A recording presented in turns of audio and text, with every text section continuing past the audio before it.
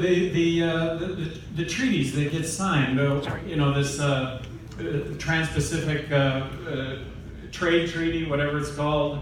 I got to tell you, I'd be really, really skeptical of that. I don't think I would have signed it because I'll bet it's just laden with crony capitalism. I'll bet it's just laden with special interests. Sure.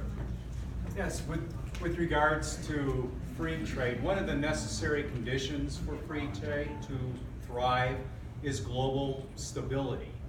And I'm wondering what your perspective is with respect to an argument that U.S. involvement in a variety of international organizations, as well as U.S. military presence overseas, like in Korea, for example, are a necessary condition to help ensure global stability.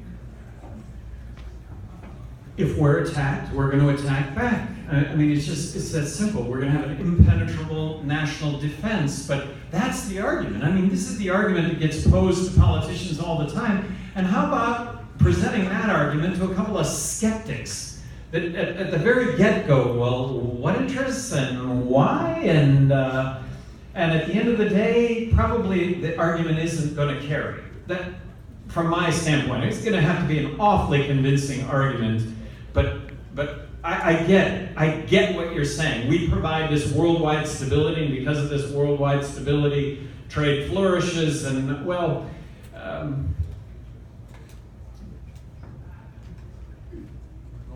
Governor Johnson, here's a practical matter. Could you give us a status on getting into the presidential debates, where we stand now? Well, you got to be at 15% in the polls. I mean, we have a lawsuit going. Bruce Fein was here. Maybe many of you listened to him and the fact that he's heading up that lawsuit. You know, that there's a possibility that prevails. But outside of that, let's assume that doesn't happen timely, and that you have to be at 15% in the polls. In 2012, I was not in one single national poll. In 2016, I've been in 3 national polls, 10%, 10%, 11%. But having appeared in those 3 polls, there have been another 30 polls conducted where my name hasn't been in there. And when I say my name, this was happening before Bill came on board. I think it's going to happen. I think there's going to be a lot of pressure here moving forward. I think one of the key milestones that we have to pass here is coming out of this convention with the nominations. And I recognize that that's not a done deal, but I think that's going to be really key. I think if that happens, I think there's a very real possibility that the names then are in these polls going forward. And very, very significant. Press passes in 2012, 20. Press passes 2016, 250. And all of us have worked for this. I mean, this is all of us having worked for this. So I want to respect everybody's time also. I know that I think we've probably gone over time. This was to end at noon.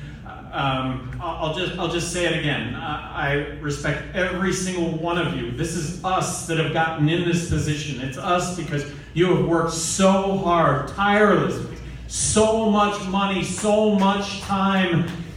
If it doesn't happen now, it's just not going to happen. It's really not. Thank you, everyone.